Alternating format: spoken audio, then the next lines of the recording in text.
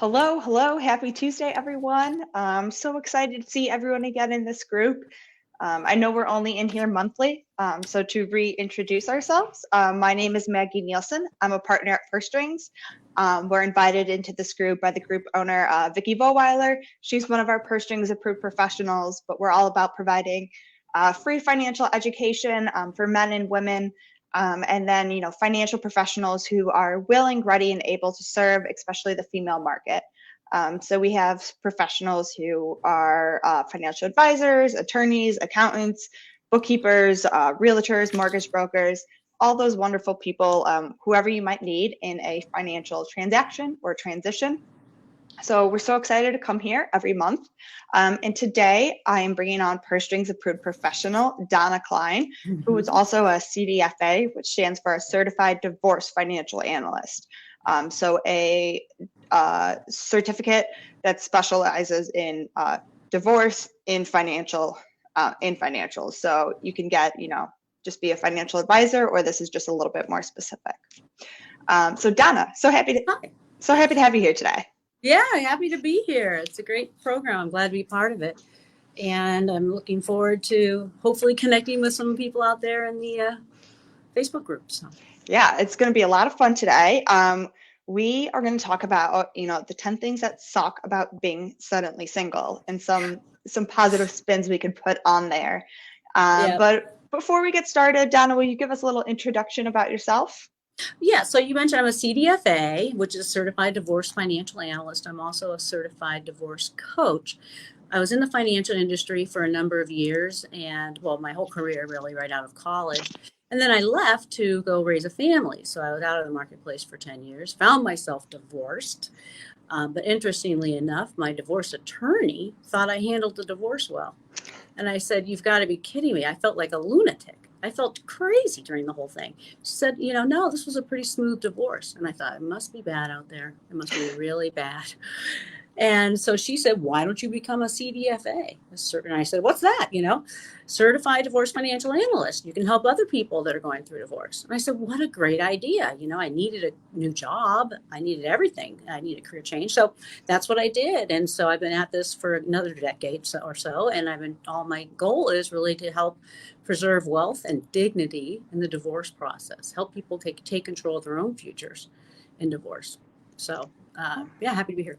Awesome. And where are you tuning in from? I am, Pittsburgh, PA. We're in Warrendale, actually. It's a town north of Pittsburgh. Awesome. So I'm so excited to jump in today. This was a fun conversation when we were kind of planning on it, of, the things that suck about being suddenly single, no matter if you're divorced, widowed, still single. These things are no fun. So let's get started with the top 10 and kind of the best way to kind of go about these things. Sure. Yeah. So, yeah. Oh, do you want to start? Go ahead. No, you can get us started. You can ask me or start. You can go ahead. Well, there could be 1,000 things that stink about being divorced or, widowed or, any of the following. But we're going to try to talk about just the top few that like you mentioned, the top 10.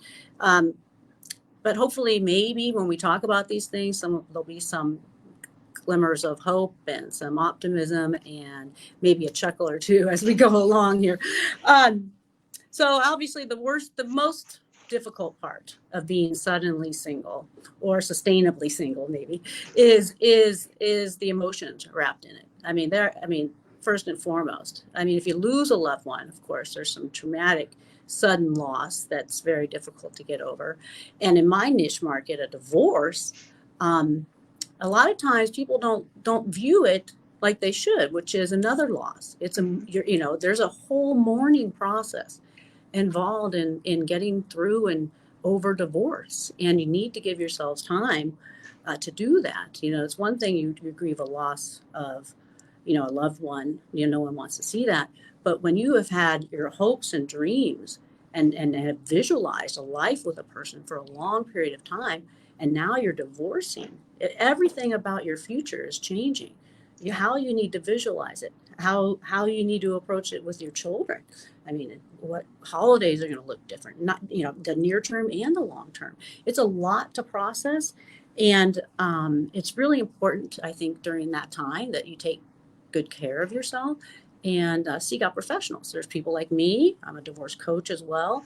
Certainly therapists. There's a lot of people. This is definitely something that is should be taken seriously, and is something that needs to be worked on, to get through. Definitely. Yeah. Having a person, I mean, either separating or just losing that person, not having them there, having someone to talk to, a sounding board, much less to help you with your day to day or your emotions. It's a lot going on there. So definitely very hard. So number one, emotions. It is. And we'll talk a little bit about how you need to kind of learn to manage some of those emotions and why it's so difficult in a little bit. But the one thing I want to talk about too is the mindset of friends and close family members when you experience a death in the family. Say your spouse passes away, it's tragic. Your neighbors come running, everybody wants to help you. There's charities set up to support you during that time. There's people are bringing casseroles, and everybody wants to be of help to you. That's our nature, right? Is to be a helpful person, or nosy, maybe some people, but in general, people want to, and so you're surrounded by people that mean well, that are trying to help you. Well, in divorce, it's sort of the opposite, right? It's kind of like all of a sudden you've caught a disease and nobody knows what to say to you, right? They're certainly not bringing you casseroles, right? A spouse has moved out. You're on your own with the kiddos, and I'm talking mostly to women here. It could be, same for men, but mostly women here, obviously. And you're on your own with the kiddos. You have, again, those emotional thoughts of what's your future going to look like? I haven't worked in a decade or 20 years or 30 years. How am I going to support myself? So you have all these swirling emotions. And then some people treat you like, you're contagious, like your married friends don't know what to do with you, right? I don't know. I don't want my husband hanging around that divorcee or whatever, or whatever it is. But like I said, it's a very lonely time. I have a lot of people. I thought it was just me, but I found out that it's the case for everybody. People don't know what to say. And if they say something, they often say the wrong thing. And so it's not a super fun time. And a lot of people feel like they have to go through it alone, which is another reason why I recommend, the professionals, because friends can be good, can be great, but they also give terrible divorce advice. Terrible. Yeah. I know some people, they're like, well, I've been through one divorce, so I'm going to give advice. I'm like, just because you've done it once, really, you're not the divorce expert, Yeah. Or and sometimes people will fuel your anger, because they want to be on your side, right? So they're picking a side, and they're your friend, and they're going to pick your side, and they're going to fuel your anger. They're going to make you feel super justified in every action that you're taking, including legal. And it may or may not be the right approach, right? I mean, I work in alternative dispute resolution, right? Where ideally couples actually come in and talk together about the terms of their divorce. That's ideal. But nonetheless, some sort of civilized discussion about distribution of finances and how to handle the kids going forward is doable, even when you don't feel like it is, right? Even when you feel like the rug's been pulled out from under you. Believe it or not, it is still doable once the things calm down. And so that's what others, like a professional like myself, we're trained to do. A lot of us are trained to, diffuse a situation, not fuel it, and that's important at that time. Very important, very important. Yeah, because you can just get caught up in lawsuits for a while if you're just working out of anger. And so sometimes having a professional just to keep you on track and the end goal is very important. That's right. And then it's absolutely key. I've had people come in my office that wanted to file all sorts of things. I had a lawyer tell me I should file for exclusive possession. I should hit him with papers while he's out on his work trip. I should do this. Running around, jumping off the walls of my office. I'm like, hold on now. Let's think that through. Let's just think that through. Okay, what happens? Here is what happens when you file the following things in the court. This is what it triggers. This is the snowball it starts. This is what it costs you. This is, you have children. What do they think? Hold on, try. It's not easy, but if you have somebody that's designed to help you with that, then, I wish I had me when I first met her, and just being divorced again doesn't really qualify me for what I do, but I spent my second career, helping people in all sorts of different scenarios in divorce. Right. Namely the paperwork. That's another one on my list It that what sucks. totally sucks No, about being suddenly single. If you lose somebody, of course you have all the estate issues, right? And and it's not you're mourning. It's not a good time. In divorce, it's the same. You're mourning, right? You are tragically upset. You're angry, and lawyers are asking you to produce documents. Yeah. For years back, and they want you to produce a budget. You don't know what your life's going to look like. How are you going to put a budget together? You need to like I said, I pulled 10 years of paperwork back, of estate stuff. I kind of lost myself there, but what I'm saying is you may or may not have access to all that paperwork, but nonetheless Right. there will be a lot of paperwork. And that's why when I coach people or I have people as clients that are in a marriage, I always talk about the importance of transparency. You both need to know in the case of a death or a divorce, which usually you see coming, not always, but where is all the paperwork? Be involved with the planning. It's one thing to delegate some tasks in a marriage. It's fine. People have roles, but don't be completely oblivious to what's going on. So if you get hit with something, you can get that paperwork. Yeah, you can get the paperwork. Exactly. And you have access to it. that's such an important part where we always say, if you're doing the finances, be part of the conversation, because even if your partner dies, you need that paperwork either way. So where are they storing it? Where is that magic folder that you made for someone to be so organized? But if you can't find the folder, it's still not any good.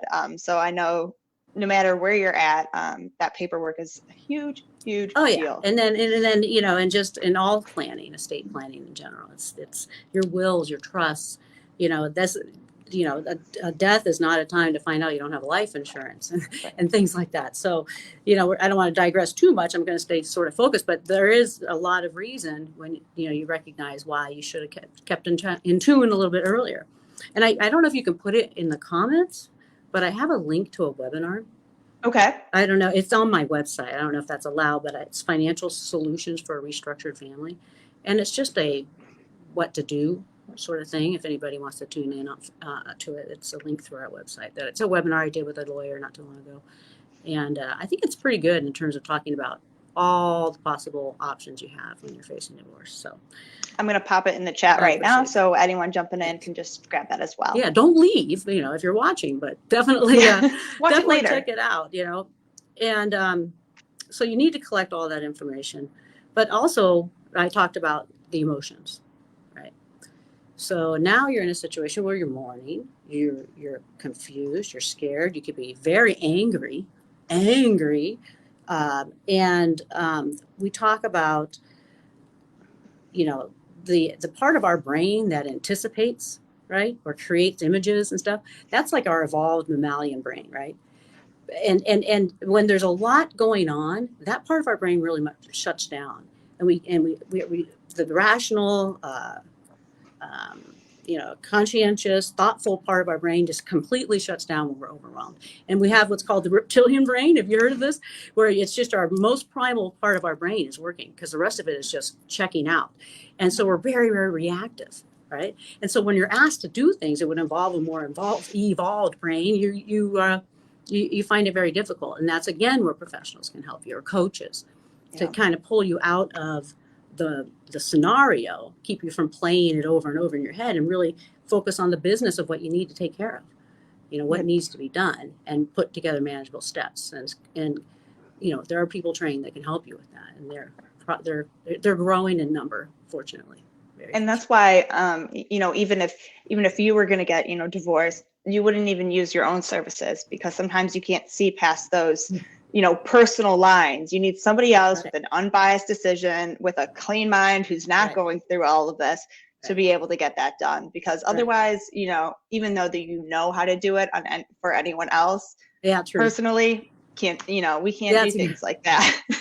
It's true, and you don't have, the third party doesn't have buttons. I always say, because people, when you're in a relationship that's broken down, there's so many buttons to get pushed, and somebody, what did he mean by that? What did, he mean by that? And it's a history of maybe some, dysfunctional sort of relationship. So yeah, you want a person that can look at the facts and help guide you, that's not triggered by anybody's actions or responses. Definitely.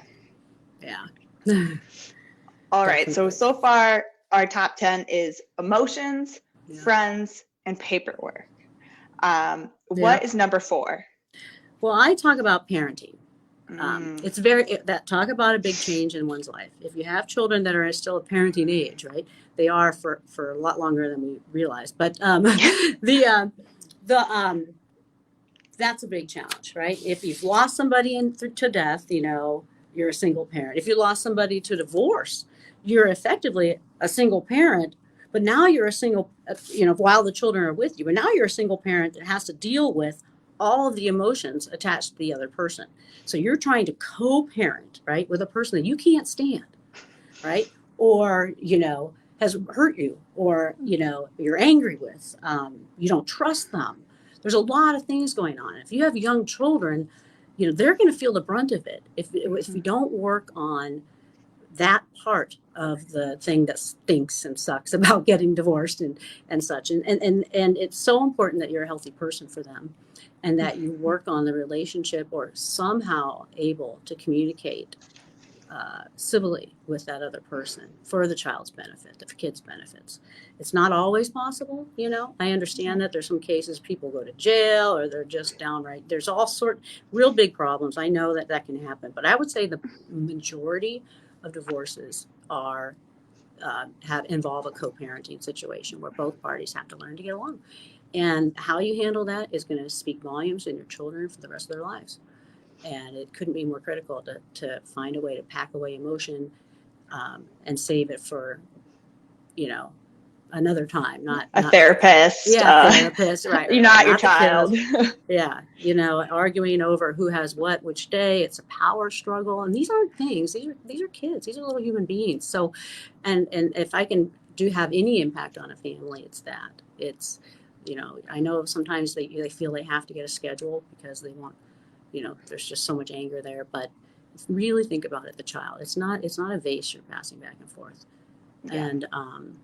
And do your best to have a united front. It took me personally, years of training, of co-parenting counseling. I highly recommend it. Even if you can't stand that person, you have to figure out a way to communicate. Because if they're 5 and 7, you have decades ahead of you that you're going to be making joint decisions for that child. And I'm not saying it's easy, but it's certainly worth it. And those things change, as the kids grow, as they get older. It's, again, different decisions, different problems. You'll still have the problems. But yeah, for the benefit of the kid, it must suck because you don't really want to be with them anymore, but you still have to see them all the time. So every day. Yeah. It's, opening the wound or something like that every time. But it's also, shows your kids, what you deserve, how you want to be respected, why this was important to you, why this divorce was important. And, the idea of go live your best life, and if sometimes it's hard, but we can get through these things. That's right. You need to be strong. And exactly. Some people want to stay for the kids, but what are they teaching them by staying? You have to really think about that. Yeah, definitely. Yeah, because it always takes 2 to tango. People say, oh, it was his fault. I bet if you really sat down and thought about it, you might have contributed to that a little bit. Just saying. But but that's a different story later. Yeah, a whole different story. But that's a tough reality, to face. But it's true. What was my contribution? What did I allow to happen little bits at a time that ended up that I'm dealing with this large problem? Okay, so the next one is the big challenge. If you're a non-working spouse, is getting a job. Yes. Right. I was home for 10 years. I thought I had retired because I got married so late. But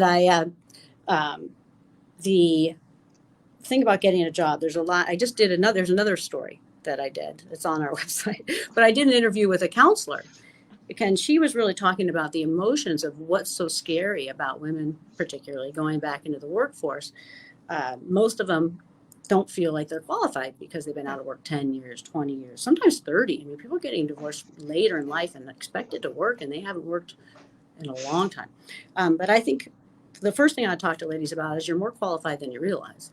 In fact, stay-at-home moms are a hot commodity. We are hardworking people, all right? Hardworking ladies, it will get done. Yeah. And in that article, there's some links to personality assessments and skill assessments.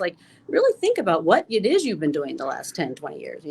You've been organizing, soccer teams. You've been busy. You've been working, just not outside of the home. So you're more qualified than you realize. And then she talks about some other emotions surrounding putting kids in daycare, for example, which was never your plan. For example, why you stayed home in the first place is so you didn't have to put kids in daycare.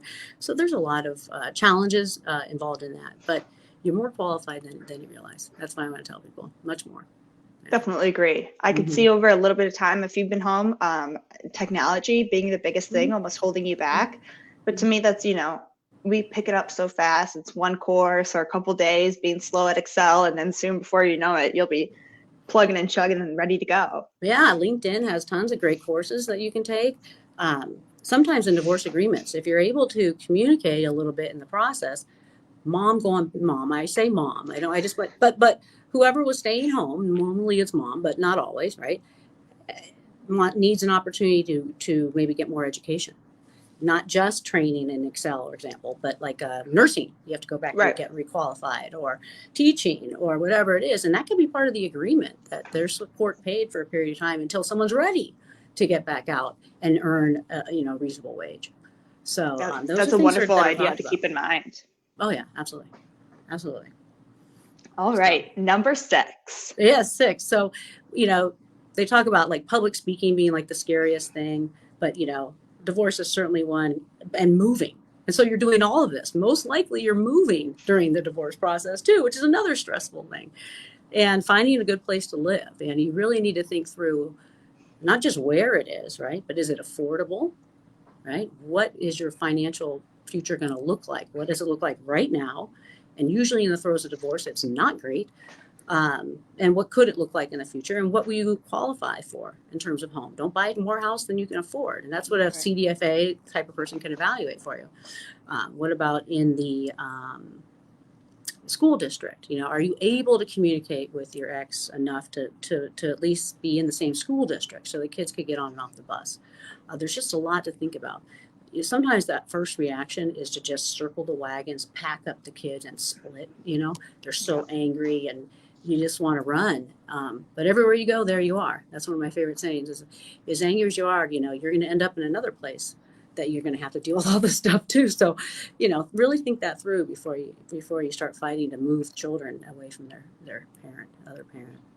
And some things Barb and I talk about when it's moving, it's like, okay, so now you're single. I remember when she was first single, she's like, I am not mowing the lawn. I am not shoveling the snow. I am not doing upkeep on a house. So I am renting it, because she's like, I don't have the time for that. And that's always what, my husband did, or, my brother did, but now he's at school. So it was a lot of those decisions of like, I'm not doing any of that. So that was also a factor that kind of played into it as well. Oh yeah. Well, how much time do you have? Exactly. Do you have the funds to pay someone else to do that stuff? Or you just want to, pay the rent? And there's pluses and minuses to that. A lot of times I suggest people want to buy a house right away. And a lot of times if you haven't been working, you're not going to qualify for a mortgage, period. So it might be very likely that you are renting for a year or two until you get a work history. And where was I going with that? Oh, the quality of the home. So a lot of times when you're divorcing, if there's been a high earning spouse, you're used to details in a house like crown molding and granite and solid doors, and now you're forced, you feel like you're looking around at other places and these doors are hollow. I don't know how to explain the difference, but it's not the quality you're used to, but it's what you can afford. And I've had so many conversations saying, listen, if you're house poor right now, you're not going to be able to take that solid 9-foot door to the grocery store, or it's not going to pay for your next car, right? You got to be realistic. Do not put all your money into the house. Do not. Definitely. Yeah. All right. Number 7. Oh, yeah. So I mentioned the qualifying for the mortgage. One of the other things that stinks is you are now leaning on your parent. You are a 40-something or even a 50-something-year-old woman, and now you need your parents' help again. Because, I know I did. My mother had to co-sign on my mortgage because I had no work history. Otherwise, I would have been renting for sure. If you don't have somebody like that in your life, you're renting. Some people don't have parents to lean on, but if you do and you're lucky, they're probably anxious to support you and their grandchildren, right? In the legal process, in finding a place to live, and et cetera. And it's not an ideal, proud moment to be back in the arms of your parents, but you'd be surprised how you need to lean on other people, not just the Definitely. professionals, right? You need them. So, Definitely. yeah, that's a surprise, It's humbling. Yeah, it is. It is. Thanks, Mom. Thanks, Dad. Yeah. So They're always there for you. I know they are, but recall the other webinar we did about adult children. But anyways. Yeah, that's true. That's true. Yeah. So yeah, within reason, parents help your children. Okay. So the other one was re-entering the dating world, right? So who wants to do that? Certainly, after a death, it seems unsurmountable. But even when you were married to the person, even if you can't stand them, when you married them, you thought you were going to be with them the rest of your life. So there's a lot that needs processed before you just launch in. And I've seen people handle that in opposite ways, not dating at all versus super dating, like high speed Right. date, trying to fill a void that is not fillable with a date. It's something within you that you got to work on. So, that's a balancing act that you need to walk. And especially like you said, we can't blame it. Oh, it was all their fault for everything. Yeah. There's probably something that we did, probably something the relationship didn't work out that we should probably work through before trying to go long term again, because otherwise those problems are going to keep just sprouting back up with another person. Right. Which is, nobody wants to look in the mirror and face the hard truth, but it's true. It's true. Well, that's that boundaries are a big thing. We spend a lot of time talking about healthy boundaries because it's usually if, like, for example, you were married to an alcoholic or something, your boundaries have been obliterated. They have been disrespected. Sometimes narcissists are married to a narcissistic person. Your boundaries are not. They're a conquest to people like that. They don't have consideration for them. So you've probably lost it, and you need to work on rebuilding them and finding out who you are, and that takes time. So yeah, and those things creep up on you. So it happens. All right, number 9. Yeah, so then we kind of peter out to more, hey, let's just look ahead. And so it's not we're things stink, yes, but we also want to look forward, and that actually can be a good thing, not necessarily a sucky thing. It's like trying to reimagine your life, right? Now you've been through the turmoils of it, and you want to sort of, rebuild yourself, rebuild your life. What do you want it to look like? And that can be exciting, actually. And you go through layers and layers of times, but there will be a time, as hard as it is to believe, when you're in the throes of it, that there will be a time where the doors will be over and you'll look back and you'll say, oh, that period of time sure did stink, right? But you're going to be on the other side of it, and you get to design that other side any way you want, right? You get to create your future life, and that can be exciting. Like I said, when you're in the middle of it, it's hard to imagine, but it can be done, and it can be great. You could come out just a whole better person, right? Definitely. Yep. Same with the new community. So that's 10, like we mentioned about having the couples kind of avoiding the divorcee, like, like you have to find new friends, which is hard. It's a sucky thing, but it's also can be good, find good people that you can be friends with. This doesn't have to be match.com, right? Which usually it is at the beginning, but there's a community of people out there that you're going to find you're going to really have a lot in common with, that support and are part of your new found sort of values in life, like what you're trying to live towards, and they'll be out there. So even though it seems daunting, again, you will find them, and just keep sticking to what is right for you, and it'll happen. So. And I feel like I've seen, like different, parents, they hit a stage in life where then they're all friends with, the kids' parents, and you have that stage, and you might have the stage of your newlyweds, and every newlywed is out in couples. And now it's kind of the stage of, you're not the only divorced woman out there, divorced man. And you have this group of, singles now that it's fun, and you guys kind of get that topic. So there's these stages of lives and friends that we make kind of through force, but it's yet natural, how. Yeah, it's part of life. It changes. Yeah. Yeah, no, you're right. If you think about all through elementary school, even, junior high school, you had all sorts of different friends. It happens. But yeah, in your adult life, it does too. And it just continues. And I think that friendship and socializing is important. Like, Definitely. that's the thing. We're social creatures. This COVID has been kind of a, not fun, but because we're social creatures and nobody should suffer in silence, and you should be able to reach out to people and have a community of friends. And so definitely work on that. It's good for you. So I think we can grab from this list that, a lot of things are kind of sucky at the time, but once we get through it, there's a lot of opportunity. You get to meet a lot of new people, kind of live your new life that you want to be part of, and kind of live that dream again that you want. Once you get through, the paperwork, the kids, the housing, and everything else, because it is a lot of work. I know you've kind of alluded to some things in here, how you could help, but what are the services that kind of you provide, or if someone came to you, you could help them with? Yeah, so there's several ways that people end up going through divorce, right? I mean, ideally, you're able to zip your mouth and sit in a mediation session and communicate clearly what your needs are and what you want, and you're able to divide assets, and that's ideal, right? That's the least expensive, most family friendly way to do it, is through mediation. So I do mediation. That's that, and especially, there's two extremes to that too. There's a high net worth mediation. Like if you are a family of of good, high net worth, you have a complicated estate like stock options, ownership, franchises, things like that. Boy, mediation is key, because if you go through the litigation system, having to work through all of that property and get things valued, it is the most expensive thing. And I've had couples come through with rental properties and all sorts of things that for a fraction of the cost, they were able to sort out what they wanted to do with them with some little creative planning instead. So I do that. So that's my happy spot. And then if you have a meager means mediation, because you're saving so much money, the litigation system will eat you up and chew you out. If you have $10,000 in your retirement account, it'll be gone. Yeah. So it's another reason to try and work it out. So that's my ideal spot, but I do help people during litigation. Like if it's just not possible, and there's somebody hiding money, for example, or bad behavior, I do work with attorneys to help kind of present a case on that side. But you drag me kicking and screaming, But I'll do it. But then especially if there's a real good cause for it. I don't do it just to do it.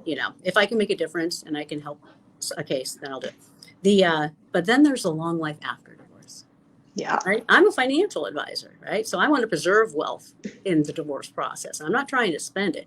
Now, I am charged hourly for mediation services and other services, but really my focus is always on the long life after divorce. And it's about preserving wealth, your dignity, the relationships as much as you can, so that you can plan for the long life after. And that's just the next great spot that I also work in. So people come to me after the process too, if they need some guidance. Now they're handed money and they no idea what they're going to do with themselves. Starting that single budget again, seeing if you should buy a house or rent one, going kind of through those different processes for sure. Yeah, that's awesome that you can kind of help them get through that, but then also get wealth grow wealth on the other side of that as well. And like we always say, your professionals are an investment, but really at the end of the day, they'll save you money. You make the investment up front, but they can really help you get on the right path and really have that long-term success. Right. I mean, that's where I find value in my job. So awesome. Yeah. And then what's the best way for people to reach out to you? Oh, well, hopefully you got those 2 links in there. That's our website, but I'll give you my email too. My name's Donna Kline, and it's D and then KLINE at hbkswealth.com. That's Hillbarth King and Sorsey Wealth.com. We're an independent advisory firm out in the Pittsburgh area, managing almost $7 billion. Wow. I didn't know if you knew we were that large, and we're all around the country. Mostly Florida, Pittsburgh, Pennsylvania, growing though. And and then you can call the office, 724-934-8200,